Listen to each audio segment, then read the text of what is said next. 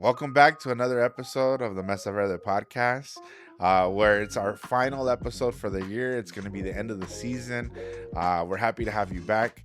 And we're filming in a new location today. We're actually in the Desmadre office, where we get to work on some of the cool stuff that we do in the state capitol. Joining me today are some of our favorite returning guests, Rita Medina Hello. and Juan Altamirano. Hola, ¿cómo están?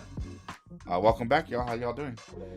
I feel special because that was the inaugural, and I'm bookending this year with being the last guest. So thank you for having me. Hey, we wouldn't have it any other way. What about you, Rita? Yeah, I was thinking the same thing when you invited me. I was like, wait a minute. I think that we were on with Carol on the first episode. So, yeah, it's nice to be back and close out the year. Dang, you're all like, there were so many guests, and then I had to remember when I was on tour. What? I was feeling a little down because, like, come on, Chris, when are you gonna invite me back? But I guess Yes.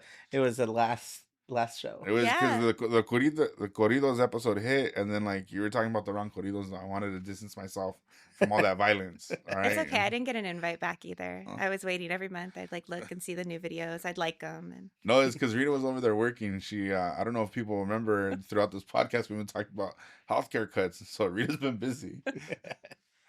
Anyways, today we have a pretty packed agenda, just kind of wrapping up the year. You know, there's some stuff going on is really important in California, things that I think many of us have worked on ourselves. And then, you know, a lot of things have also happened as it relates to elections moving forward. So let's jump right into it. Our first topic today is about the federal lawsuit that the Trump administration has brought forward. So on November 20th, the Trump administration is suing California, specifically has named the UC region. So that's the board that oversees the UC system. So UCLA, UC Davis, the board of trustees of the CSU system. So Cal State Fullerton and all the other Cal States. I can't remember their names because Cal State Fullerton's the best. And then the board of governors for the community college system, in addition to Governor Newsom and the Attorney General. The lawsuit says they're trying to repeal three statutes. One that is known as AB 540 in the state of California, which allows for undocumented students to pay in-state tuition if they're attending a university or college in California. The other the other law that is mentioned is the California Dream Act, which is a financial aid program that allows folks to be able to receive money from California. And then the last one is more of a program. It is a law because in order for the program to exist, it has to have. There is a law that established it. It's the California Dream Loan Program, and that allows for students who qualify for AB 540 to utilize this loan because there's no other loans that they're able to utilize. So I know, Rita, that you've done some work around some of this stuff, having worked at Chirla. We worked together on the Dream Loan program to make it a better program. Just wanted to see from both of y'all, you know, Rita, maybe first, what are some of your first reactions and what are your thoughts on what this means for community? I wasn't totally surprised because in the summer, Texas and Kentucky both faced lawsuits on their state programs aimed at supporting paths to higher education for undocumented students. So I think everybody at that time was sort of bracing, like it's just a matter of when and what it would look like for California. And ours is obviously more of an expansive attack because we've gotten so many branches of assistance for students. So I know, you know, we have an attorney general and a governor and advocates who are going to fight, but I think just big picture, this is just part of everything that the Trump administration is doing to tear down all of the systems that states have put in place to support undocumented students. But even thinking like further out, I think especially when I'm thinking about work that we do to advance like increasing physicians in California and student pipelines, I can't help but think about the impact that this is going to have long term for the next, you know, couple of decades as students who depending on the outcome of the lawsuit, are either not going to have access to something, or just the chilling effect of, I don't want to engage in that system. It's already students feeling a little bit nervous about putting forward information for any kind of financial aid or even applications, right? Because of the chilling effect of the enforcement systems that the Trump administration's had. So it's really, really unfortunate. But I think at this moment, right, nothing has changed. So we want to underscore that, That's like, right. nothing has changed. The pathways are all still there. These programs all still exist. And so everybody just has to make their calculated decision for themselves about how they want to move forward. Yeah, that's right. I was the League of the California Community Colleges hosted a conference recently in Anaheim, and I happened to be there. And the chancellor for the system was speaking, and she said, the message was kind of very clear. Like, our job is just to continue to serve students in their capacity.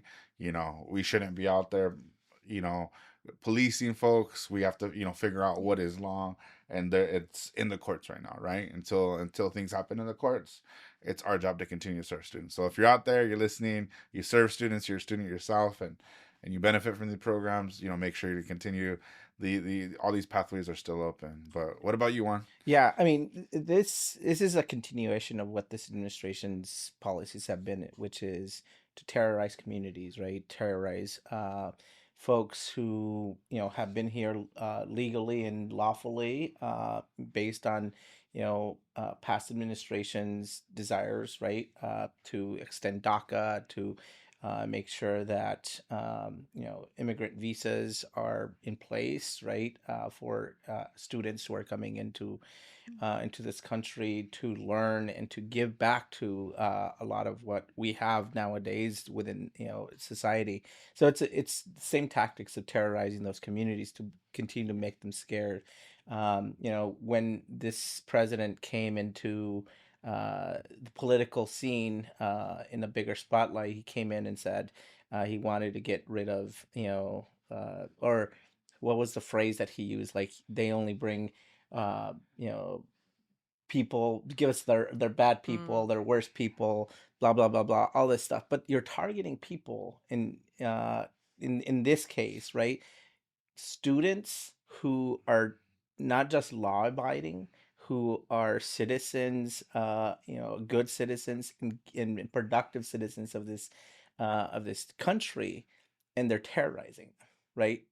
Getting them to be scared, to chase them away, right? And so to me, that's the larger tactic. Certainly it has implications through the legal process and going to the court and slowing things down, but the bigger impact is the terrorization of these communities, right? And so that, I think, is probably sending chilling effects when you compound this issue with everything else that's going on with this administration. I'm sure students are taking a look at and saying, do I really want to be here? Do I want to be put yeah. myself in this situation? And you've seen visas, student visas from other countries kind of start to plummet, right? The Hmm. number of students who are coming into this country to study, in these universities, we don't have as many of these students. So it's a brain drain for the United States at the end of the day. And go ahead, Rita. Oh, I was just gonna say, I mean, thinking of the students, and this is coming back to like when we worked on the Dream Loan program, and I think at that time it was like 27,000 students from high school graduate undocumented. I think that was the statistic. So I mean, even thinking about like the external, what Juan was talking about, international, but just thinking about here domestically in California, that's a lot of students every year who are now going to be faced with these new challenges, or are already being faced with that. So just to kind of put a number on it, right? Yeah, no, and I think if you look at like how old California's law was, Yeah. same thing with Texas's. So apparently, I was reading something recently. Texas's in-state tuition law was first, and Yeah. California followed. Second. And so we were. It was in 2001, right? And the amount of years of work that we put in, like, and I say we as in a collective of the movement, prior to the Dream Act, right? Or not the Dream Act, AB 540. 2001. A lot of folks may or may not know about the Leticia network. I think Leticia A network. I can't remember the exact name. That was kind of like this group of people at campuses that were helping students way before there was an actual law, right? And so I think that also reminds us that regardless of what the Trump administration is going to Mm-hmm. do, immigrant youth are going to continue to Yep. go to school, continue Yeah. to do what they want to do, and we're going to continue to support them. And we're going to find a way, like no matter what. Yeah, Yeah. absolutely. And I remember back when we did this initial podcast. One of the things that we talked about is um, the initiative that youth needed to have in protesting or Mm-hmm. going against this administration. And this is one of those ways in which the action itself of continuing to be educated, right, and seek that education is an act of resistance, an act of protest against this administration. So, the message that I would send for folks is like continue doing the things that you're doing, right? Continue to enroll, continue to do all the things that you love and enjoy in seeking that education, because that in itself is resistance. Mm-hmm. And I love that you said that too, because I mean, if we're gonna end on the high note of all of these fights, right, that we have ahead of us, like the youth hitting the streets, I think this is also always a plug for like if you're an ally in this fight, right? Like, there's so many other things that are happening in community right now, or just even like affordability, right? People have a lot of things on their plate. They're trying to hold down family, they're trying to go to school, they're trying to just be safe. And so if you have even like one of those worries removed from your specific lifestyle or your world, right? Like showing up in the street, showing up on campus to support students or rallies, however, I think like now is that moment. Because I mean, this is like you said, Juan, it's just like a larger collective attack. So I'm really encouraged. Like, and the students have come through. They have their opportunity for all campaign that has moved forward and something really different. Just in terms of like another step forward for undocumented folks to be able to work at the UC system. So that's been like a really big student led movement. But I mean, they just have like a history of throwing down and showing up. So I know they'll continue to do that. And then can we talk about real quick? So in the lawsuit, the one of the some of the wording is about oh well, there's scholarships that are given that shouldn't be given to these students. Hey, can we just talk about Trump's fixation with scholarships and not wanting to give scholarships to nobody? He's under the basura of a bill. He's taxing the foundations that give scholarships. Now I want to takes away scholarships from folks who qualify for AB 540. Like, what are you doing about my dollars that I want to give to charity for someone to go do better in life? Like, that's pretty wild to me. I don't know about for you. I mean, it's kind of ironic that that when this administration professes like merit based, like the person who is best qualified, regardless of whatever issues that you want to put on top of to look at best quality uh, candidates. The dude is like profiting off of that, right? Like the government, he's enriching himself by government contracts or by foreign governments, right? Like, so to me, this is do what I say, not what I do, or whatever that phrase is. I don't know what I hate those those idioms or whatever the hell they call it. But the point being is that he is he's full of shit. I guess you can cuss on this. This is private TV, right? He's just focused on getting his peace awards. That's like Oh that's yeah, his thing. That I mean, like FIFA gave him a peace award. A No, piece of it's fucking caca. meritless, right? Like all of what his policies are meritless. It's in they're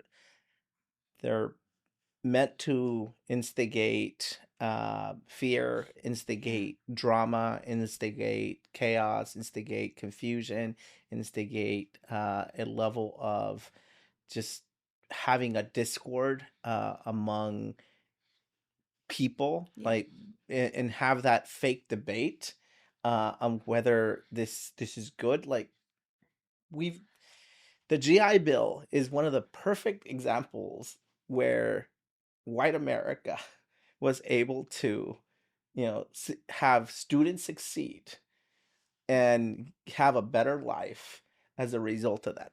Post GI Bill, right? This is when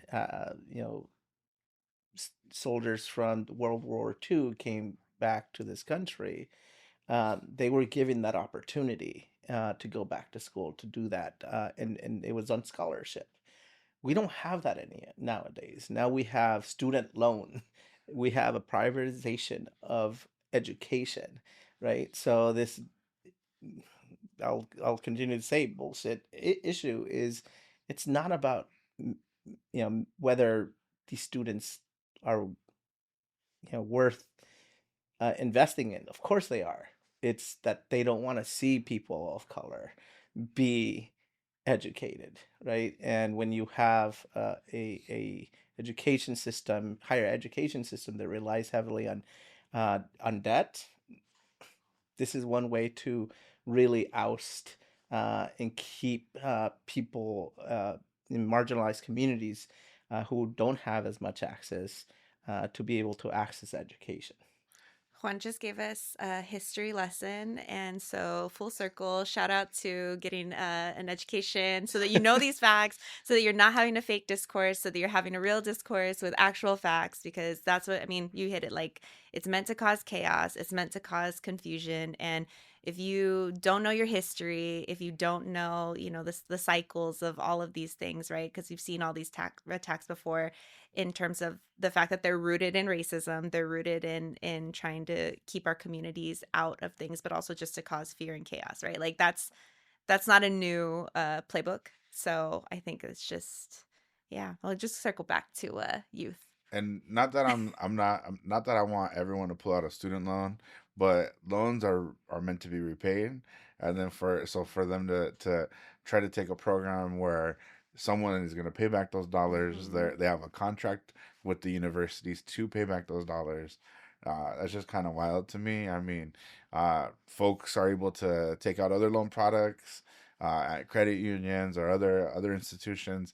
So it's why wouldn't this product, which fortunately because of Rita and I, it's a much better program as far as safeguards for the consumer. Be able to be utilized by anyone who's in need of it. So Yeah. very interesting. I think the bottom line, at least the way I'm reading kind of everything from the news, the statements from the Trump administration, is that what ended up happening when Trump went to school is apparently he probably applied for a scholarship and got denied.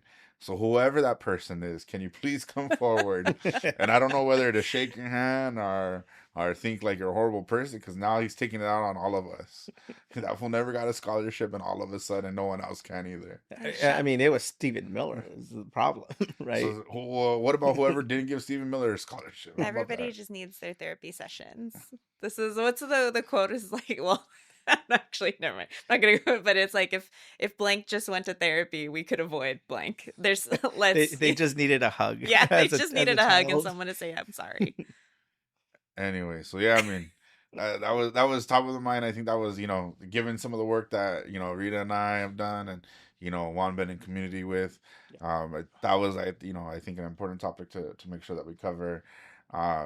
Stay tuned for what happens in the courts. We'll clearly be there. We know that all the organizations will be filing advocacies that have worked so hard to do this, and I think having been able to witness the movement in 2011 of so many people who put their all into it, I know for a fact, like whatever happens, like I said, it's gonna happen, but we're still gonna operate the same way we have as always. Yeah. So. And really quickly, I think just for people who are listening, if you are a student, and we talked about like nothing has changed, Yeah. Knowing to go to CHIRLA, the California Dream Network, Immigrants Rising, like some of the trusted organizations, NILC, who have great social media, Chris, yourself, where you're reposting constantly, right? But like, you'll know, because this is the other thing too, is like once things hit the courts, every time there's a small announcement, people are like, what does this mean? What does this mean? Right. And sometimes it's just an update. Sometimes it means absolutely nothing has changed still,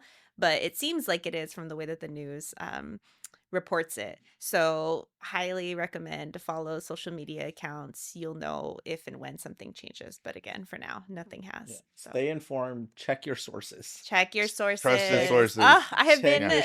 your sources. bamboozled by AI a couple of times. It's all about animal videos for me, but Really, what kind of animal videos? Like a chivas um or no, well, no, there was one where like a possum sees itself in a mirror yeah. and then it plays dead, and I was told that that was AI. So now I have to go into the comments first. Like if a video seems too good to be true, I go to the comments and then I see people say like clearly this is AI. I'm like, right, Yeah, clearly. Are you check your sources all the time. are you saying, are you admitting that you're policing social media?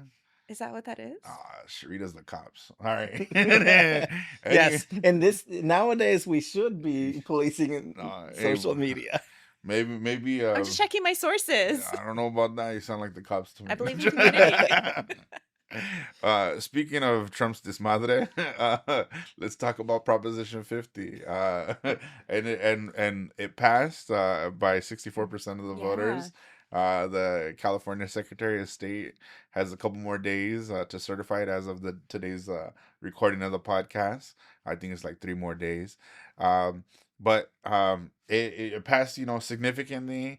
I think, the Public Policy Institute of California, also known as PPIC, did an exit poll. And in the exit poll, it stated that 71% of Latino voters voted yes for Prop 50. And then it noted that counties with large Latino populations voted significantly stronger for Prop 50 than they did Harris in 2024. Uh, and then I just want to have a point of personal privilege. At least from the last time I checked, maybe I didn't. I should have checked this morning before I came. Orange County voted for Prop 50. So, uh, You did flag that, and I meant to look at Riverside. I don't even. I dang, actually didn't look. not even caring about your hometown. Well, You didn't do no voter education. But I bring the two together. The success of Prop 50 and Right. the Desmadre of Trump, because I think that it was because of his Desmadre that people turned out. Like, Yep. what were some of the things that you heard from folks when you're educating people or in your conversations? Or I know, Juan, you've done a lot of election work in Los Angeles. What were you hearing from folks? Yeah, I think this was a reaction to a pent up energy that has been building and is continuing to build by all the chaos that has been unleashed by this administration. And what you saw is not an issue that what you saw was an issue and not a candidate, right? On the ballot. And so people had knew exactly what they were voting for, right? It was a continuation for uh, the chaos that has been unleashed times 10, or a an attempt to really hold back and hold this administration accountable for all their actions, right? Going into the midterms. And so that's what you saw, I think, in that reaction. That was the first time that you saw an issue be so resonant with people, that you got to remember when it was first thought about and polled, it was polling in the negative, right? Negative Yeah. 50s. And it wasn't until after, the Senator Padilla was tackled, right? And it became a bigger issue. Obviously, the Latino community had been seeing and feeling the impacts of the immigration raids on hardworking people, um, and family members being impacted by the kidnappings that were happening, that are continuing to happen. But that was that pent up energy and reaction that you saw is just like, this is one way to be able to express my distaste and dislike for the policies of this administration. And you're continuing to see those that pent up energy um, move, right? So Latinos have in during the Prop 50, who voted for Trump, moved significantly over to vote in favor of Prop 50. But you're seeing that across the country in special elections. You're seeing the Latino community really move into the direction in against the the Trump administration and their policies. And it's not just because of immigration, it's because of everything compounded together, right? It is the affordability, it is, not being able to afford a rent or mortgage or find a job, right? It's a number of different things, and it's not just the Latino community. Certainly, the Latino community has been the most impacted out of most of the groups, but by and large, I think it's a wholesale society in the United States that are seeing just like the hell with this, right? We don't need any more of this. Obviously, he has still his firm support of his base, but his base, that at least his coalition, the coalition that he assembled during the general election, is crumbling. Independents are moving away from him. Latinos are moving away from him. African American men who voted for Trump are moving away from him. So the coalition that he has is crumbling. Hmm. I I would agree in this moment. I think a snapshot of this moment. But I also just have some, like, I think the PTSD of just the last several years, because we had Trump and then there was the rebuke of Trump, and that was what Biden was supposed to be, or at least like his election. Then we saw how that, and then we have Trump again. And so I agree that I think that this was definitely a moment for people who had that pent up frustration, that outlet to show up in that way. I also think, so I think that was an opportunity for the state. But I also think that it was really interesting because I heard from other people who were, in the know about Prop 50. I think there was a little bit of like everybody grappling with their own ethics too, to be like, well, the history of the independent commission and what Yeah. does this mean in this moment? I think that people saw this as a tool for the moment. So I think it helped the way that it was shaped, that was temporary, it's not permanent. And it's really like almost like the trigger, right? It's in response to something that Texas is doing. And I think that helped some people justify um saying, you know what, let's reimagine this system for a moment, for the specific moment that we're in, to try to push back against what's happening at the federal level. I also think it's really interesting because I don't know how many people out in like the everyday world know that the way that the maps are shaped now is just, it's more favorable towards Latinos and Latino power in California. And we're 40% of the population. But what is that going to look like with some of these new districts? And you already see, like, it was like the next day and people are throwing down like, okay, I'm going to run here and here and here. And so I think that's just going to be really interesting because it was a moment in time. We're going to have the governor's election coming up. So that's going to be another place where people are coming to the polls. But I'm really curious to see how any of that energy is going to play out in these new congressional races, because Yeah. I want to believe that people are going to be so upset. Now it's twice, right? We've learned this lesson with Trump twice, maybe. So how are we going to step up and respond? Or are people going to be so tired? And is there going to be a candidate for these different districts, for a governor, for whatever's on the ballot, right, that is inspiring people enough? Or are they going to say, like, I did my part with Prop 50, Yeah. what did I get out of it? So I mean, I think that's real Yeah. too, Yeah. because people, they'll turn out and they'll show up, and we have these like great moments of energy and like, oh, democracy, and then things go back, or they feel like they go back to the way that they've been, and people get really frustrated. Yeah, and I mean, it's twofold, right?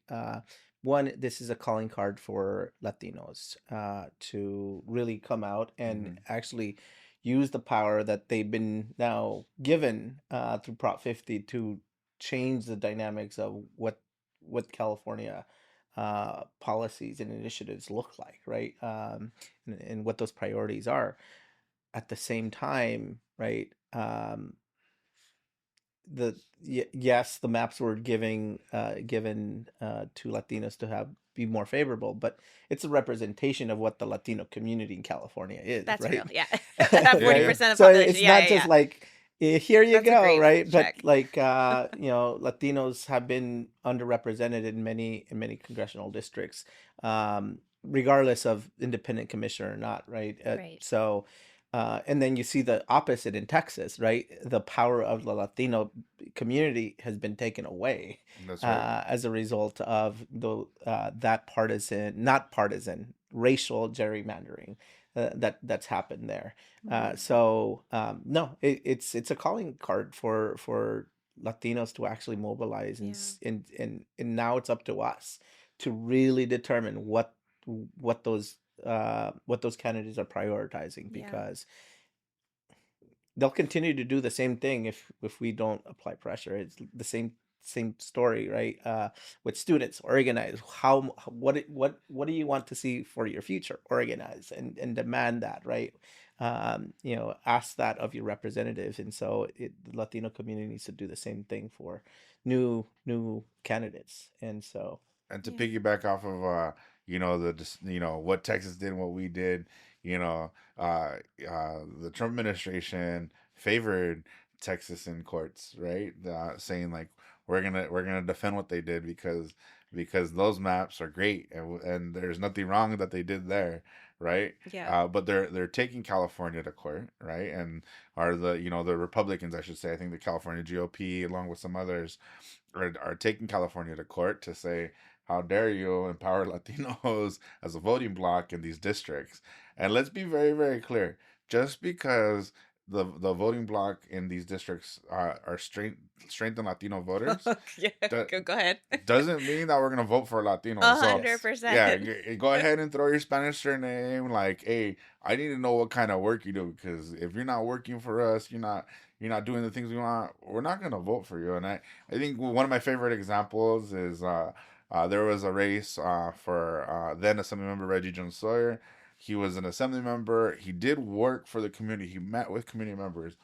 When people had cases, when say you need help with healthcare that's through the state or whatever it may need, his staff actually responded to you and tried to help you out, right? And there was a Latino who ran in what became a Latino majority district, and Latinos still voted for him. So take that as an example. And that's just one of many cases. Yep. That's my favorite case only because Mr. John Sawyer had an open door policy and he always responded to the needs of any questions we had and would listen and talk to us and work in tandem with us. So let that be at the local level, at the school board level. Latinos, just because you got a Spanish surname, I mean, hey, Theo Bernie got Theo Bernie, and he ain't brown. I'll tell you that. I don't know if y'all noticed or not, but No, Yeah. that's true. It's true. I mean, and that's why I say candidates, right? You as a candidate, you have to win, and really tailor your message to what the community wants. And so, it's you it's gotta a it's work it's a for. risk. No, it's a He's over responsibility. here. You gotta tailor your message. Hey, It's a roll up your sleeves, responsibility. Holmes. How about that? It's a responsibility for both the community and the candidate, right? If the community is like lackadaisical and they're like, whatever, I'm just gonna go and vote, whatever, cool, and not really understand and prioritize and tell them what you want them to prioritize, the candidate is gonna do whatever the heck they want. Well, if you're not planting trees in the neighborhood and serving the kids at the elementary school breakfast and holding the hands of the senora, you don't need to say nothing. You just gotta work. If I don't see you doing that, so obviously you're not getting my vote. That's why people were so Yeah. energized about Mamdani in New York, because it was really funny after. New York has entered the chat. Yeah, I know, right? It's just a matter of time. It was funny because the day after election day here, and we were talking about Prop 50, a bunch of people on our staff were like, we have so much energy. And I was like, yeah, it's proposition. In my head, I was like thinking about our one specific little ballot. And I was like, yeah, that's exciting, I guess, to see what happens next. And no, but everybody was really excited about what had happened in New York. And I think that's such a interesting example of like what you're saying, that air, that community, his connection to community. I don't know. Obviously I don't live in New York. I'm not deep in the politics That's right. You're there. here in California. So, I mean, everybody's got their takes on him as a candidate, but that doesn't take away the fact that people were very energized by his win across the country. But, I think, I don't know. I don't know what to think about elections and elected officials, and just in terms of like what is a winning message, who is a winning candidate, and I loved that you flipped the message on its head, because I was like, oh, the maps are giving Latinos a little bit more power in some of these districts representation, but then you're checking me, right? We're 40% of the population, so they're just readjusting to reflect the power that we have as a community. So how do we come together and harness that power? But then, Chris, you're bringing up a great point, Well, yeah, I about said it. yeah, you're the moderator here, about like, I was just telling somebody else the other day too, like, all skin folk ain't kin folk. All 100%. And so, our folks all across the map in our own families, right? They're all in different areas of what they're believing. So how do you message to that, right? Because Latinos, we aren't a monolith. Nobody is. So I'm just gonna sit back and eat my popcorn and take a look, and then And, maybe knock on some doors. and I think one observation I also want to make, I think it's two things on like what drove Latinos. It's like, I think Desmadre from Trump, but also there wasn't a whole lot of messaging. Like you might have got a phone call, you might have got a text message from the Yes on 50 campaign to turn out. For Prop 50? Yeah, I don't know. Well, they weren't targeting me. Maybe they're like, brown men stay at home. Oh, they were in all my commercials. Well, yeah, the commercials, but like what, on social media? Oh, well, you're on social media more than I am. No, I'm curious. I'm being serious. Like I didn't feel like anyone was trying to turn me out. No, I didn't get any social media. I think I saw a couple of ads in like news, like newspaper, like an LA Times kind of thing, or maybe Politico. But mostly it was on TV. There's a lot of commercials on TV. Yeah, on TV. And then Yeah, I mean, it was a very highly targeted campaign, right? And Mhm. we were not the audience. No, we We were not the audience. They Yeah. targeted Rita, but not us. Yeah, I know. Wow. Well, My household. That's my household. No. I think they were trying to have brown men stay home. Then this is not efficient. This isn't like a real thing. But They were like Latinas. We know you roll up your sleeves. I'm like, all right. Well, they already know your voting history. No, they don't. No, they don't. No, they don't. They know you vote every single year. No, they in don't. every single They're election. like, No, we they don't don't. need to target his house. Yeah, you do. I need a mailer. I want you to spend money. I'll give you my mailers anytime I get them. No, I don't want your mailers. I don't want them to say Rita Medina. All right, but so apparently, I was gonna say apparently there wasn't a whole lot of messaging. I think. Well, here, let me just say this point then. I think that maybe other men like me who weren't targeted drove out to the polls regardless, just because you're able to see it on the social medias, and it wasn't about an election. It was like you've seen the harms that have been done, because in some parts of California you're not seeing the physical violence that's occurring, right? In Orange County it's happening in some places, Santana heavily, Anaheim heavily, but if you're not in that circumference of Orange County, you're not seeing it, right? If you're in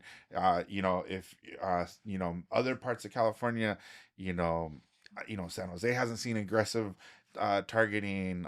There was going to be aggressive targeting in the Bay Area, right? So, but people have seen not only California images, but have seen like, Chicago, now seeing what was happening in North Carolina and other places. And I think that's what happened, and I say this because, coming from Orange County, I clearly know a ton of conservative voters who I mean, hey, they're still the homies, politically no, but they, when it was coming to time, everyone wanted to make sure they were voting the right way. Yeah. And because as folks who work in politics, we all get the phone call. Yeah. That's what I was just thinking. Who do I vote for? Who do I vote for? Yeah. And then everyone was like, it's yes, right? I'm voting yes. And double checking, triple checking. Are you sure? And there's only one. It's only one circle you need to mark. And the difference is that some of my friends will be like, okay, fool, but don't tell me like all the Democrats. Like, tell me who I should vote for. Who's gonna be good for me? This time they wanted to make sure that they were voting in favor of the proposition, because they didn't want to mess up. Because propositions are tricky sometimes to some people. And that's my point. Community was demanding that, right? Like, that was a demand that the community was asking for: is how do I vote in the way that benefits me? Yeah. Right. And that's what they should be doing all the time, right? Latino community. Who's the candidate? What is the issue that benefits me? Not just me individually, but me collectively as a community, right? And that's what they were asking you. So that's power. Well, yeah, no, it is, and so I do want to take a little bit of a step back on this, but also like looking at the it's exit poll, so we don't know how many people were pulled, or I didn't dive that deep into the exit poll from PPIC, but they did mention Latinos didn't turn out. They turned out in 2020. They didn't turn out for Harris, right? Or they shifted. They turned out, but they shifted Yeah. who they were gonna vote for, and then they shifted back for Prop 50. So thinking of the shifty dynamics of this voting block, um, what do you think that means as we enter into 2026 election? With several statewide elections, a very important election, the gubernatorial election happening. What do you think that message is, or what do you think needs to happen as we move forward? I think for me it means nothing because This and the reason I say this is because of what So Rita I let him said, go right? first. What Rita said earlier, which is this is a snapshot. We saw the first Trump administration and how they got in, which was a movement of marginalized voters and new voters going to his side, and he won because of that, right? You saw the repudiation of that once his policies were enacted, but then we quickly forgot, right? We quickly forgot what those policies were like, and then just like in any other presidency, there's a romanticization Mhm. of people's policies of like, yeah, that's not I need that to change, right? And so they fed into that anger and anxiety that has been we've all been feeling within the economy, and they fed into that, right? And so to me, it really means nothing because we live in a society nowadays that our attention span is so short Yeah. that we forget what was how I felt 2 weeks ago. I hope it changes. I hope it's different this time around. I just don't. I don't see that as a society. Like we're constantly on our phones. We're constantly on social media. We're constantly being bombarded, and every single aspect of our digital life is being segmented into trying to keep our attention, and we're just not remembering, Mm-hmm. right? As much as we used to, I think. And this sounds like an old man, kind of like why we back in my day, Hijo. right? But that is, I see that, I feel that, and I see that with my kids, and I see that with their peers, is that their attention span is shorter. You the the youth that are coming into the electoral side, they don't remember what an Obama presidency was. They don't remember what George Bush, W. Bush presidency was like. They just know he paints now. Their whole political worldview is shaped by this administration, right? The last two Mm-hmm. administrations, three administrations, Trump, Biden, Trump, and so That's crazy. that is, and it's in a moment where media is consolidating. There's very few platforms that are out there that are not just Yeah. that are independent, right? And so to me, that's the fear I have, is that we have such a short attention span. Mm. It's crazy to think about, although maybe not for like our parents even thinking like to have I can't remember like when I became politically aware. It was like later in life. But to have lived through or to be aware of a Trump, Biden, Trump, how does that shape your worldview as a young person? And I feel like, with us, we had, I don't even remember what year, but like I think like Clinton was the first, maybe Bush, but Clinton was maybe one of the first presidents I remember just as Yeah. like well, for a variety of reasons. But so many different people since then. So anyway, that was And a tripping out. slower media, Yeah, yeah. No, I was right? just tripping out on thinking about like how different that is, because it really is. And I would be so curious. You know who you need to invite on Who's your that? podcast? Tell me. Just somebody who runs a good field campaign, or somebody who I would want to ask them that, because I have no answers. I would be so nervous to be an elected or somebody running for office right now. Like, what does that look like? Are you just knocking on, I mean, obviously you're knocking on all the doors, but with what message? And then there's always, because now that we've had Trump enter the chat since he first got in office, there's always that push and pull from, okay, are you going to have specific solutions and ideas that you want to put forward, or are you running on a anti-Trump agenda? And that, I think, like, has served people at all different levels. Even if they're not directly fighting with the federal government, they're like, oh, but I'm anti-Trump, so you should vote for me because my policies are going to be counter. But then what we hear is like, well, but what does that mean? You dive below the surface and people are want more. And so I agree with you. I think it's we'll see. I'm really, really curious where this energy is going to be. But then also, the next time we have an election, what are food prices going to cost? How much is, like, childcare going to increase? Like, how much more or how much less affordable is housing going to be? You know, there's so many things that people are juggling every Yeah. day. Yeah, and I mean, and all of that, and our economy right now is being propped up. Our national economy is really propped up by AI companies, right? Yeah. And social media companies. Like right now, that's all it Yeah. is. In California, that's really all it is right now, right? Like I think California's economy is kind of holding on by a thread.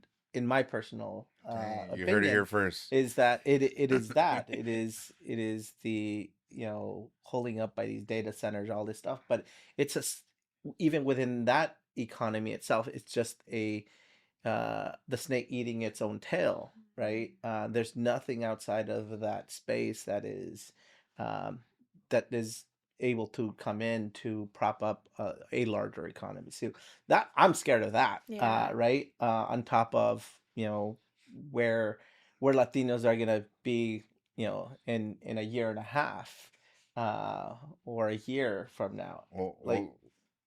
we'll get into the economy in a minute. I I know we're promise. I chomping promise. at the bit. What is It's because it? it's the holiday time, so everybody's like, "How much for this present and shipping?" But like, "Oh, can I pick it up at a local store?" Oh, I guess they're not getting that this year. It sounds like Rita shopping on Amazon. How dare you? Anyways, Shop local. one thing I'm taking away from the Latino shift, based on what PPIC was reporting, is that, regardless of your messaging and regardless of the involvement in the community, that all of us have worked on campaigns in some level. uh Folks need to get to us at some point, right? And are sure, like, they weren't targeting me, but we know, as folks who've worked on campaigns, Latino voters are like the last precinct you're gonna get. It's like, oh, if we have time, we will get to them. And Oh, hopefully they speak your language if yeah. they show up at your door. And like, yeah, and can you message properly? Like, Yeah. can you even do the basic thing of translating your material, or sending Latino speakers, Spanish speakers And who's going to to? open their door anymore in this moment? Well, that's true too. Well, what you're saying right now is kind of resonating with me, and Well, yeah, going you're back to, Latino. It should. but going back to what you said about your homies asking you for how they should vote, all right, uh, and the lack of targeting you, Yeah. like you're the one that has a huge influence over an aspect of your community, right? Legally. Legally, yes, we all do. No Legally, gangster stuff legally, here. yeah, legally. I just want to make Legally, sure we're yes, very yes. clear. Hey, what are you trying to say, Juan? Legally, He's right? an Because influencer. Yeah, an but influencer. there you go. Say it. Say it My nice. my family asked me for, like, who's this candidate? What is this proposition about?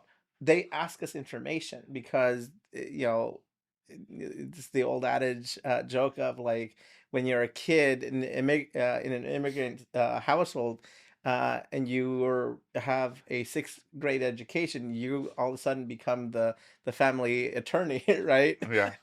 And that hasn't changed as we continue to grow up, because I'll speak for myself. My family still asks me about all of this stuff, right? How should I vote? How should I do that? So to your point of, political campaigns not targeting you and not really changing your viewpoint of how you should be thinking about things, is you that influence that you have is over your, not just your whole family, but the community that you Mm. grew up in, right? And it's people like us who are helping shape some of those votes as well, right? So yeah, I go back and say yes, you have a lot of power. I don't know. I mean, well, I'm not trying to flex no power, but I'm just saying, like, I sure in Fullerton, where people trust what I say because that's where I'm from, and I really care about that city, and they know I'm gonna give them the right information. But what about the cities that none of us are connected to, right? Like, candidates still, it's clear based on this information, based on the last couple of elections, based on this proposition, that you need to talk to us. Like, Yeah. you're not we're there. Often and early. Yeah, yeah.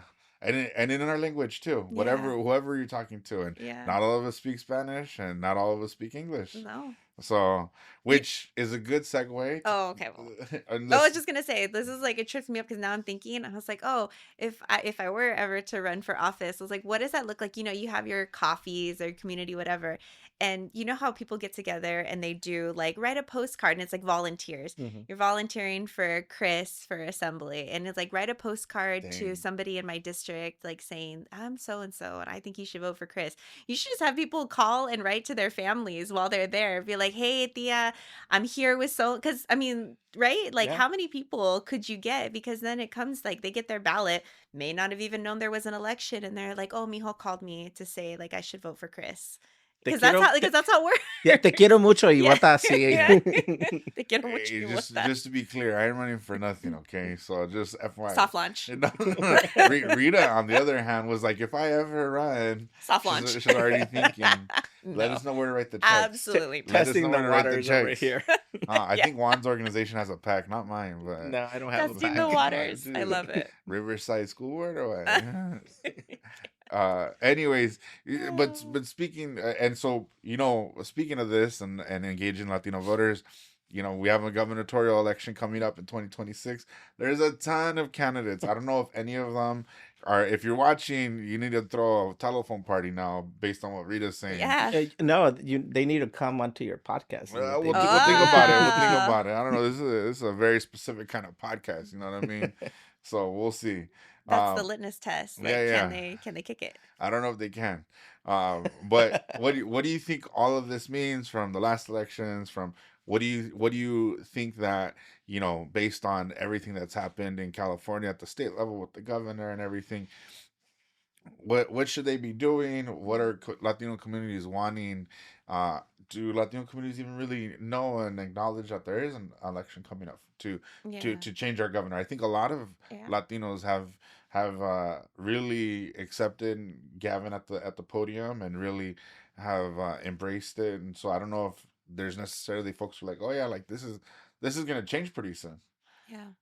I think right now there's so many people running for governor. I don't think that people's to Juan's point about attention span, I don't think we're there yet, Mhm. unless you're really plugged in and you maybe have a favorite. But I think it really I'm looking for how are these candidates talking about some of the big issues that we have ahead of us, and I know like we have a really tough budget situation, so they're not going to step into like a really easy That's right. lush time. And when I think about these candidates or just the future of California, thinking about immigration, but also thinking about healthcare. And so, we have some candidates who've said they want to be the healthcare governor. And we're just coming off of a budget where our governor, I know we're going to get into this, so I don't want to get into too much, but Okay. Newsom, walked back the health for all promises, and now we Mhm. have freezes on access to Medi-Cal. You've got this attack from the federal government that is significantly cutting into California's budget and the monies that we have to invest. So there's a lot of hard decisions ahead of us this year. And then whoever steps into that office is going to continue to be under the years of Trump, under the years of tough budget. Um, and so how are they going to balance all of those things? But really looking at like affordability, healthcare, education. And I was just joking before we got on here because there's so many candidates now. I guess I get commercials. I don't know. Maybe I watch more TV than Yeah, everybody. yeah, I don't watch a But whole lot of That's now, TV. now nice. I've Yeah, I just been don't. hit with all the Tom Steyer commercials. Oh, really? And he's like, I want to bring California back as a leader in education. He's tackling affordability. But I couldn't remember if there had been commercials for anybody else. He's the first one I think I've seen. I don't know. Let's just be very clear, real quick. This podcast does not endorse any Oh candidate. no, No, not no. at I'm all. just. I'm just saying what I've. We got to say all the other names now too. That way, none of them. I get phone calls and they're like, "How dare you?" Oh, You you should can, you get can one edit of that those. out. I'm joking. I'm joking. No, no. But you're getting a lot of commercials from one candidate right now. Yeah, I get commercials from that candidate, and I get, if we're gonna just toss out names, I get social media from former HHS Secretary Javier Becerra. Uh-huh. Those are the two I think that have been in my purview. And then, from Riverside, I see some of the news about Chad Bianco, but obviously that's Yeah, I don't see much of it. But all of these candidates, regardless of party, none of them have differentiated themselves at all. They're all Yeah. sort of talking about the same thing, yeah. the same talking points. It's traditional campaigning as we've known it for the last 20 years. It's very, you know, tailored, cut and dry, and it's kind of boring, right? Like, and I'm not saying that I need chaos in my candidate to for me to pay attention, but they're just talking to the same people Yeah. that establishment has always talked to all the time, right? What the difference is that I think that, and I'll bring the New York elect mayor now, how he differentiated himself was going to people and going to a uh, different outlets of, and Newsom has been doing this very well, right? Is going to different outlets that are beyond just the traditional TV, Mm. beyond the traditional, like, same three reporters that they have relationships with to get an interview, right? This, this, the, the forums, right? Yeah. How many forums has all these governors to be wanted to be, right, been part of? I would say probably at least a dozen forums. How many have we actually paid attention to? Hardly any. That's right. And so they need to change the way that they're campaigning, right? Mm. If they really want to get name recognition, they need to do something different than when their traditional stuff that they're saying. It's funny that you talk about the forums because I had the opportunity to go to one of the forums In Riverside. in Right? Riverside, Yeah, yeah, at UCR. Shout out to UC Riverside Hey. that several foundations came together to put on, and it was really specific to healthcare. But I think one of the things that really shone through for me sitting there, and I think you're right. I agree. There's a lot of like the politics and the talking as we normally see it. But it was this moment, and I forget the specific question, but it was around caretaking and the number of people on that stage, gubernatorial candidates who opened up about their struggles with, I shouldn't even call it struggle, but their caretaking, their sandwich generation. Mm-hmm. Betty Yee, Tony Thurman, and Javier Becerra. Those were three. I can't remember if Mr. Villaraigosa had an example, but they shared about their caretaking experience for their parents, Mm. and it really humanized them. And it was just really, I think it struck a chord with me because I just saw my mom and I've seen my dad go through that, and so I know really intimately like what that heaviness is. And I was just like, wow, imagine trying to do the job of, something is so big as governor while you're also caretaking and you're trying to fill out those, medical forms. You're trying to make sense of what this thing is. There's so many barriers to the system and they get it firsthand. And there was this moment where I was like, oh wow, I really hope that they take that. Whoever ends up being governor, I hope that they take those experiences and bring them with them into the governor's office and use that as their leadership, because those are like the human experiences. And I thought like them talking about that and opening up was just so, that was just real. Yeah. I was like, okay, they get it. Like, they get what it means to have to like, oh, let me go on the Zoom, but then let me go check and make sure like dad has enough water, or like That lunch has, is ready, or yeah, yeah, that's real. It's basic, yeah. basic It's human basic. necessities. It's Yeah. basic human necessity. It was a basic human connection. And honestly, of all the questions that they asked at the forum, which was a great forum, it's the one that stuck with me and resonated with me the most. And I was like, wow, Yeah. I didn't know. That's true. I mean, especially, a lot of us end up caring for multi generations Yep. Yeah. in one household. So, that makes a lot of sense. And that's the power of having uh, consultants, on your staff or your staff itself, to be able to understand that, Yeah. even if you're not a candidate of the Latino community or marginalized community who has had to go through some of those struggles, Mm-hmm. right? Uh, that that's what helps and creates a different way of framing or looking at things, right? Because they bring their own experiences that to the table, and hopefully the candidate, if they haven't had to deal with that, they can empathize, and bring some of their stories to the forefront as well, right? But we need both candidates and staff to be able to be represented at those seats, so we can make a difference and bring that human connection more to bear, rather than just the traditional talking points that Yeah. we get. I mean, if I see one news cycle in the morning, I will see the same with talking points. I will see this at the end of the day or at the end of the week with the same talking points all the time. I get why. I get the repetitiveness is necessary, but you talk like a damn robot, guys. Mm. Right? Every single one of them. So differentiate yourself. Do something different. And then I think, going on this whole staff thing about like, well, maybe you're not the candidate, but your staff knows and so forth.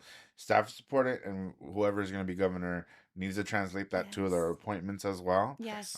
Because you can't do everything, right? Because you also have your personal life, and you're running a whole state. So Yeah. your cabinet, your secretaries that you're gonna be appointing, the folks that are gonna be in charge of departments and so forth. That's really, really key. And we need people who understand that, and those systems that you're putting them in. You just Mm-hmm. can't put anyone in them. Yeah. And so that's going to be big for us. So whoever you have on your current staff, for some of us who have a bit more of an understanding, are going to be paying attention to that, Yes. because that will also translate. It might not be the same Yeah. people, but it'll show us that you have an understanding of what needs to happen and how Californians respond. But I do want to bring up a point that Rita started touching on, and I think all of us are kind of feeling as we're in December, moving into January. The Legislative Analyst's Office, the LAO, is an entity that kind of provides recommendations and to the legislature, to on the budget, on policies. Just released a report not too long ago saying that they're forecasting California having an $18 billion deficit this coming cycle. Healthcare was a significant issue for all of us, something that we had talked about Mm-hmm. on this podcast significantly. The But first podcast we talked about Yeah. that. yeah, And how far we've come. yeah. Yeah. I mean, Yeah. throughout the pot, throughout Mm-hmm. the every episode, I think we've touched on it at some Yeah. point. But what does this mean for some of your advocacy? I know Juan, and then I'll just say this before we jump into it. There's a lot that's happening at the federal level as it Yeah. relates to cuts, programs that are being eliminated, especially in the environmental space, Yeah. and education and in healthcare. And a lot of advocates, what we're hearing is that they're saying now we're going to kind of shift and turn towards the state to try to funnel some of this stuff and fund it. But with a deficit, that might be very hard to do. So, what does it look like for you all next year as you're preparing for this next budget cycle? The governor is going to introduce his budget in January. So, what are some of your thoughts? How are you preparing for this? So for me, I mean, the pie was already messy, and it's gonna get messier Yeah. now, even more so. At least within the environmental sector, there's not a lot of places to cut anymore. It's pretty bad. Obviously, if you're a good budget analyst and budget staffer, you'll find ways to cut. Yeah. But we're pretty bone dry on the environmental side of things. I think the fortunate side is that we did pass Proposition 4, and that gave us a significant amount of money. But the way that the LAO is projecting the out years, eh, in those budgets are just as worse, if not worse, more worse than what we're gonna experience next year. So that Prop $4 are gonna dry out pretty quickly, and we don't have a constitutional mandate in the environment to have any base level funding. So it's gonna be pretty hard. Um, Last year I didn't run any bills because I knew that it was going to be hard to actually get anything that of consequence Mm. that actually meant something on the ground because of the financial constraints that the state had or it continues to have. So I didn't run any bills last year. This coming year might be a little different, but it'll be for just making efficiencies at departments and programs to make sure that they get implemented in the way that doesn't cost taxpayers more money to put projects on the ground that are good for community, right? So that's something that I'll be looking at. But the budget itself, is scary and pretty daunting next year. Yeah. Yeah. Yeah. Not excited about this budget, not or just like the next several years. I think I said earlier that we took a significant hit on the healthcare side, Yep. specifically with access for health for undocumented folks and Medi-Cal. And so I know everybody's going into this year. First of all, you always got to ask for what you want. And in an ideal world, we would want a restoration of all of those cuts. Hmm. Um, where realistically that will fall, I don't know, right? Like that's what the year ahead of us and our advocacy is going to determine.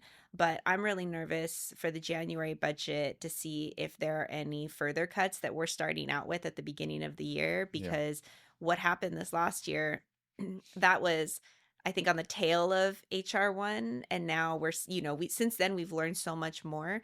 So I just don't know what we're going to be prepared to see in January. But here's the thing that I'll say is that, California, we're a world-class economy. What are we, number 4 now? Yeah.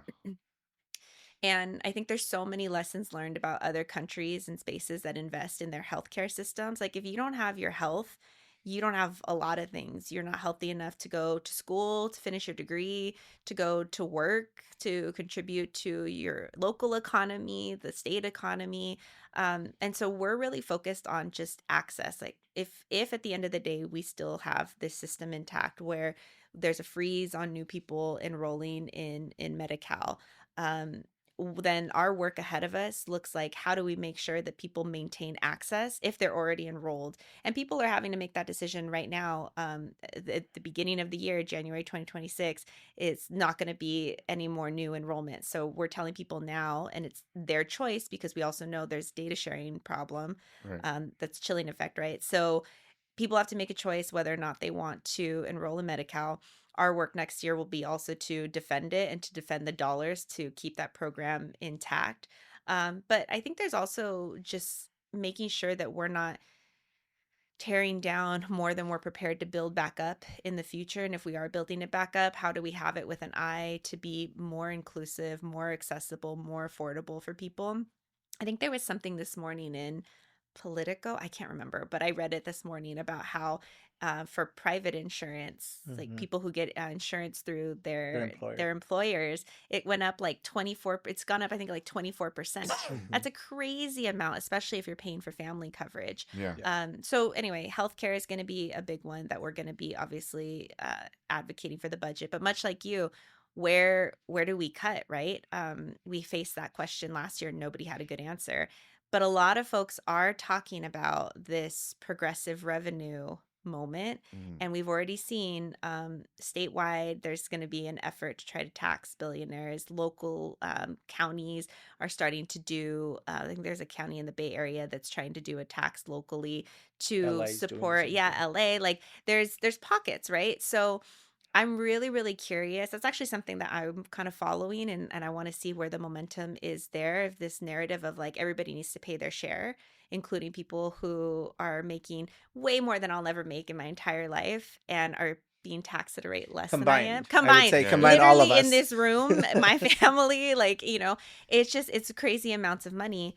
And so I'm really curious about where that conversation is going to go if we can't find it within our California budget to figure out how we're going to pick and choose what programs. Yeah, and on that, I mean, at least on the statewide, Newsom came out opposed to that initiative. Yeah.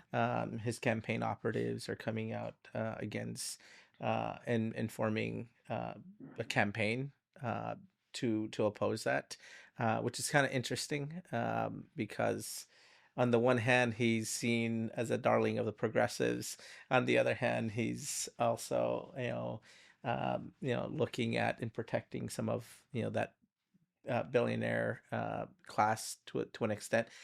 I will say that, and also understand that, again, where the economy, I'll go back to where I started earlier, is where the economy is hinging by a really, in my opinion, a thread of a few people. Um, that could be a reason, right? Mm. Why they're coming out against it, because they don't want to scare off the larger threat of that economy just you know Yeah. falling off the cliff completely. But yeah, I mean, that in itself is just concerning overall, that we've staked our economy on a handful of companies that really provide, in my opinion, no value. Right? Seeing a meme, I think I can do without seeing a meme for like 6 months, if it means, Um, if it means. do we follow Juan on social media? Yeah. I enjoy your memes. But I can do away with those Well, things, like the right? AI memes, I think is what you're AI, talking well, about. Yeah. Oh, all okay. the Yeah. memes, Those are my animal videos all you're the coming memes for. regardless, right? If it meant actually putting more food on the table for a family, right, and Yeah. having more Yeah, affordability absolutely. for True. community. So yeah, the companies can go away if we could invest and actually deliver for people in a more realistic way, because the memes are just not doing it for us. So you heard it here first. Everybody wants us to get rid of the memes. Um, That's his platform as a candidate. yeah, yeah, yeah. It's soft launch. You soft launch. Get rid of the memes, have more affordability and food on the table Imagine if for that was people. someone's platform, though. Those are two very like polarizing things. So I think a lot of parents would favor that. They'd be like, "Yeah, well, we got to get rid of those memes. Those kids need to do some work." yeah. But I do want to touch on something that Juan was talking about on like companies. So we're only kind of having the economy is not really on some of these companies.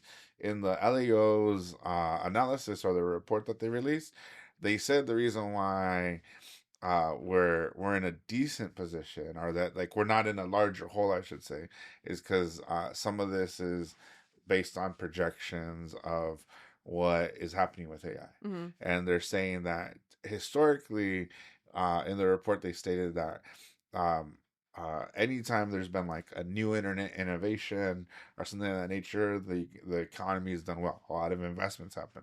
But that they're saying also like there's a significant investment in AI, and so like if basically if AI kind of falls apart economically, then we're gonna be in a pretty bad space. Those $18 billion balloon up a lot more. Yeah. Yeah. And so that's one thing to also think about, like what is the future of AI and what does that mean to the economy and so forth. I think for me, as I prepare for next year, I'm very concerned about the social safety nets, Yes. which is healthcare, but it also in the aspects of disaster. Mm-hmm. I think having been able to work with some folks from Altadena this past year who experienced disaster, who weren't expecting it, and understanding that there wasn't any social safety net for folks to tap into, or at least that they weren't seeing dollars from a lot of different places right away, is gonna be something, really important, because our safety nets are tapped out, and so,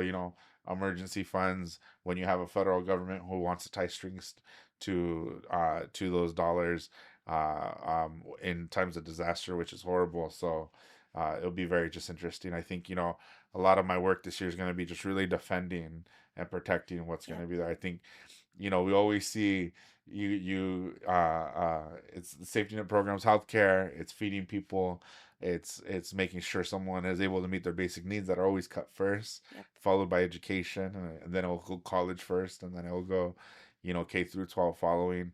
We'll see. And then I think the last podcast we kind of touched on this is that, uh, how many things does he fix this year are in the budget, or how many does he just kind of kick to the next year? So Mm-hmm. we'll be paying attention in his January release. I don't know if you all have any other thoughts on preparing for the deficit as we move into next year. Don't let it be as bad. that would that's I don't pray, but if I did, that would be. Juan, open the door so I'm gonna just walk through it. We were joking earlier about your candle with the Virgen She's here there. in your office. She's right there. So Juan doesn't pray, but I do, and I would just light all the candles. It's actually one of my favorite. Is it a GIF? A GIF?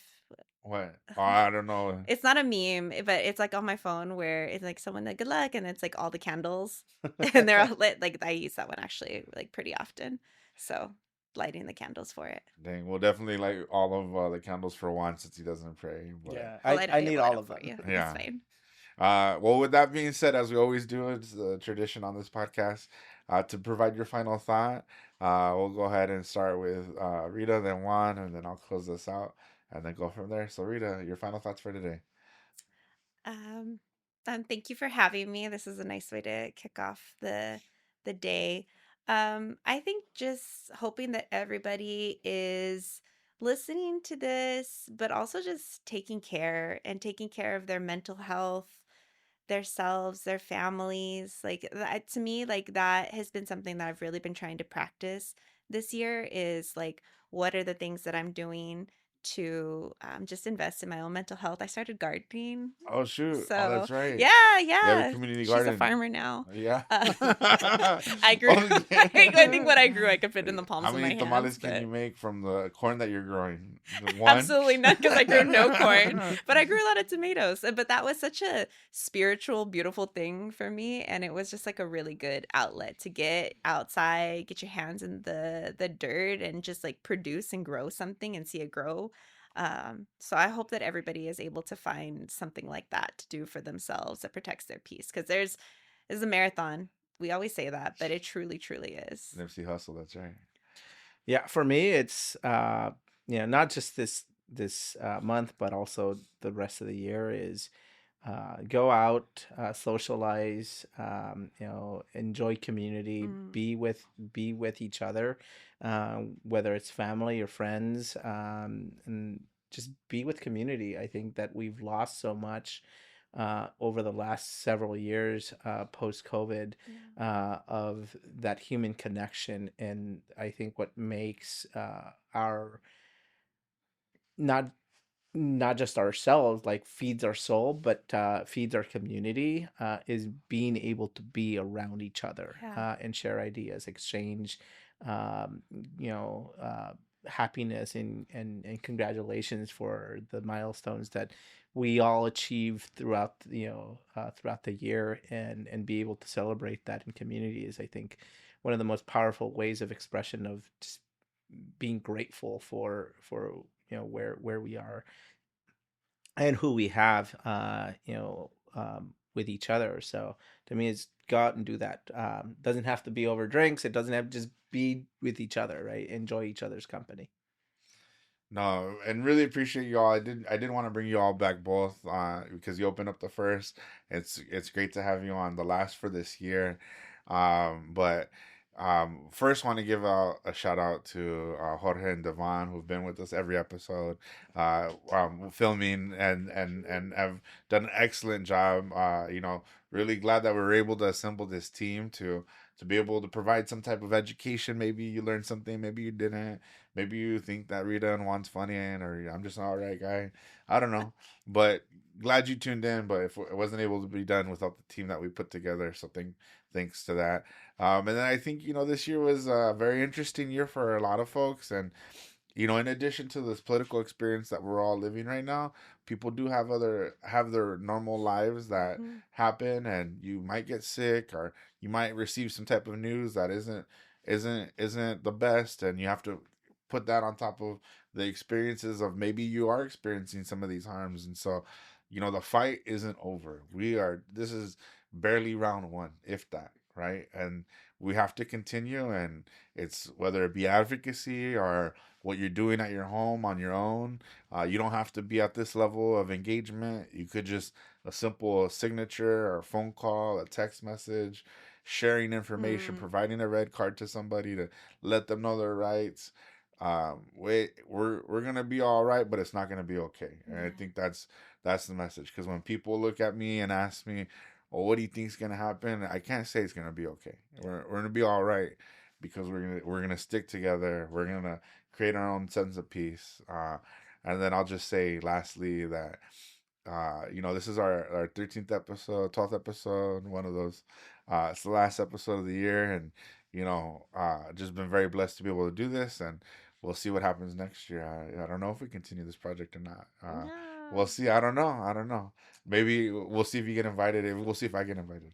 So is the closeout song gonna be Mi Burrito Sabanero? Ah! No, hey, why? No, it's gonna be the town I live in. The town I live in is so lonely. I feel like don't be afraid to be that primo or prima at the holidays this year. Like you were talking about, like share information, the red card.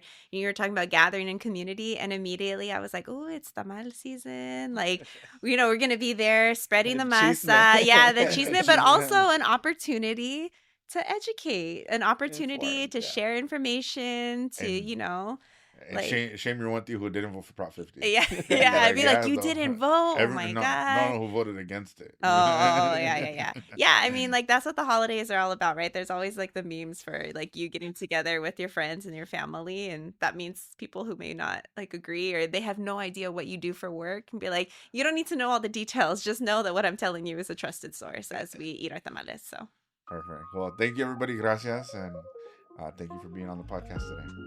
yeah, Thank you. Thank you. Well, thank you for watching. We just want to note that the views stated today by our guests are that of their own and not of their employers or any other affiliates. Stay tuned to keep up with us by following our social medias on Instagram, YouTube. Don't forget to like, subscribe, and do all that other stuff to see what else is to come after this season.